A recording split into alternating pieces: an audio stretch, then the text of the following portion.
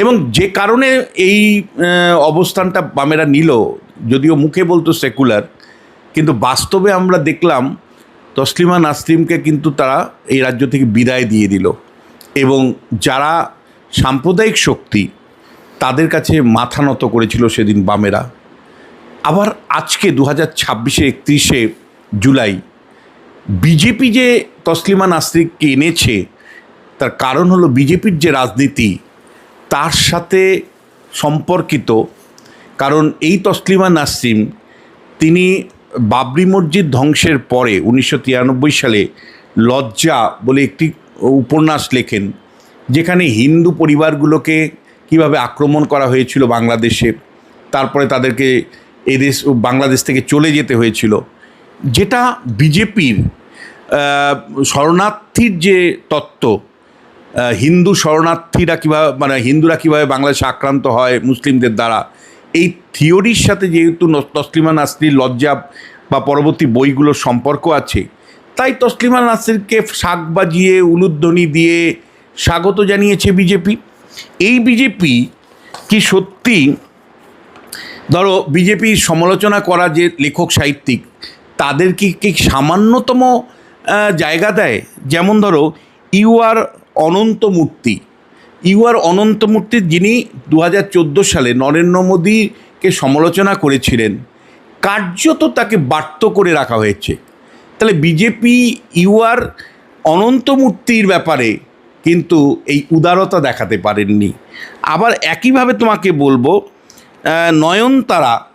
নয়নতারা আরেকজন লেখিকা, যিনি বিজেপি সরকারের সমালোচনা করেছেন বলে নয়নতারা সাইগলকে কিন্তু মানে তীব্র সমালোচনা সোশ্যাল মিডিয়াতে ভরিয়ে দেওয়া, এবং বিজেপি মানে ভয়ে তিনি তটস্থ অবস্থা।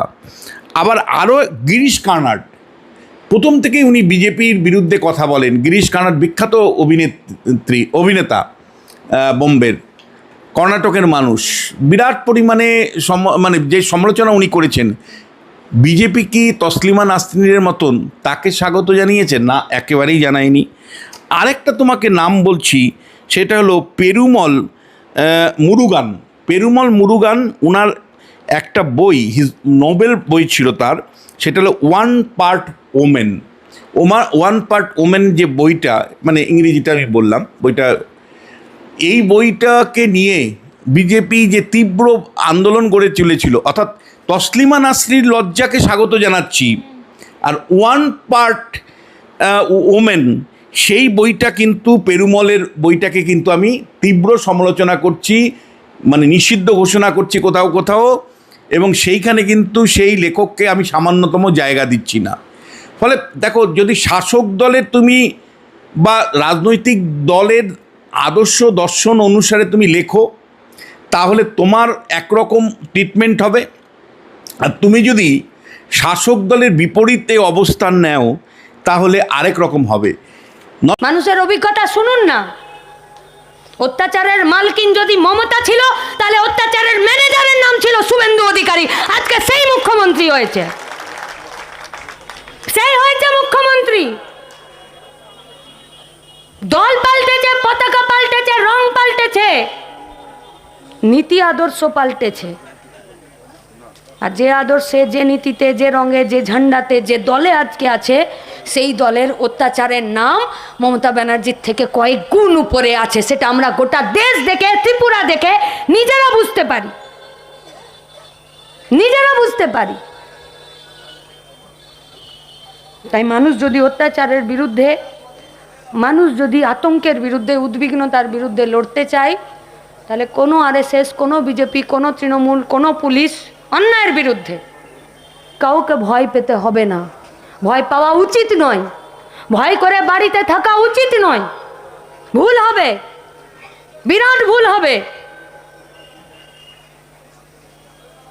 ও এক রাজামশাই ছিল, ও যখনই নিজের সভাসদে বসতো মন্ত্রী শান্ত্রীদেরকে নিয়ে, তখন ওর পাশে একটা বাঁদর বসতো, আর তিনি সিংহাসনে বসেই প্রথমেই বাঁদরের মাথাতে এক ছড়ি মেরে দিতেন, এক ছড়ি মারতেন।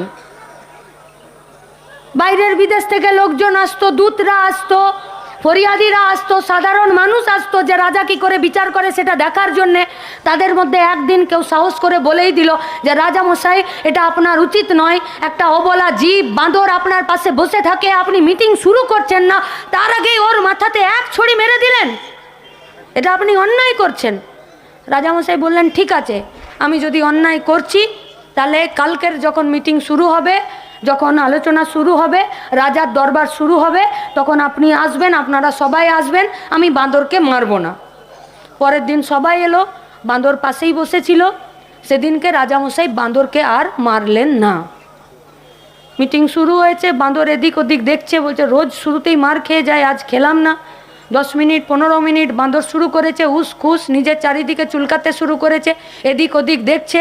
প্রথমে চেয়ারের উপরেই দুবার ঝাঁপালো, নামলো, চাপলো, বাস 15 মিনিট 20 মিনিট 25 মিনিট বাঁদর নিজের বাঁদরামিতে চলে এলো। তারপরে এর মাথা থেকে ওর মাথা, ওর মাথা থেকে ঝাড়বাতি, ঝাড়বাতি থেকে রাজার কাছে, আর যে লিখছে তারও গোটা মিটিং চৌপাট করে দিল।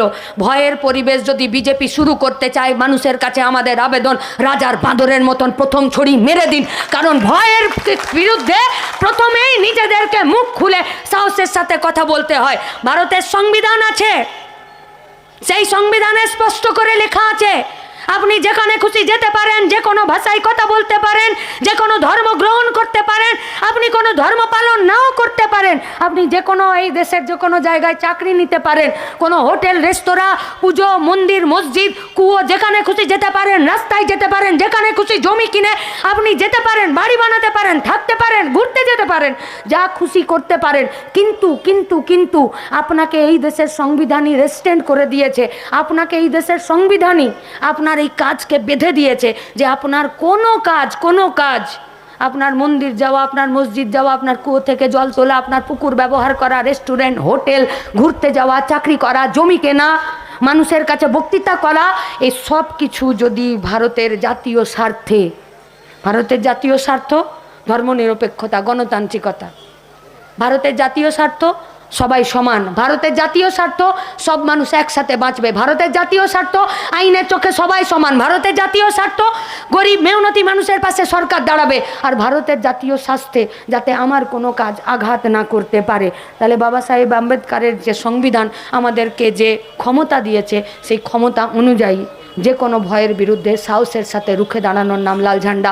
সেই লাল ঝান্ডাই আপনাদের কাছে আবেদন করছে, আহ্বান করছে। বাস আমরা শুধু একটাই কথা বারবার এটাই বলতে চাইছি,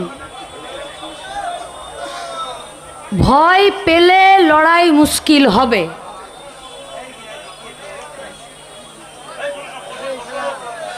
আর যে কোনো লড়াইয়ের মূল শর্ত হলো সাহস। প্রথম সাহস প্রশ্ন করার, দ্বিতীয় সাহস মুখোমুখি হওয়ার, আর তারপরের সাহস সে যদি আমাকে আক্রমণ করে আমি চুপচাপ দাঁড়িয়ে থাকবো না, আমি থাকবো না দাঁড়িয়ে। বাকি রইল পুলিশ। তো যে নেতৃত্বরা মাঠে আছেন, যে নেতৃত্বরা মঞ্চে আছেন, আর আমরা নিজেরাও একাধিক অ্যাটেম্প টু মার্ডার কেস খেয়ে বসে আছি, জেল খেটে বসে আছি, আমরা আপনাদেরকে বলছি সাহস যদি করতে পারেন তো পুলিশেরও ঘাম ছুটানো যায়, নেতাদেরও ঘাম ছোটানো যায়, সরকারেরও ঘাম ছুটিয়ে দেওয়া যায়। ভোট পেলেই, আসন পেলেই মানুষের স্বার্থে মৌলিক কাজ করা যায় না। আর ভোট না পেলে, আসন না পেলে, সরকার তৈরি করতে না পেলে মানুষের স্বার্থে কাজ করা যায় না। এটা কোথাও কোনোদিন কোনো দুনিয়াতে হয় না। আজান হচ্ছে?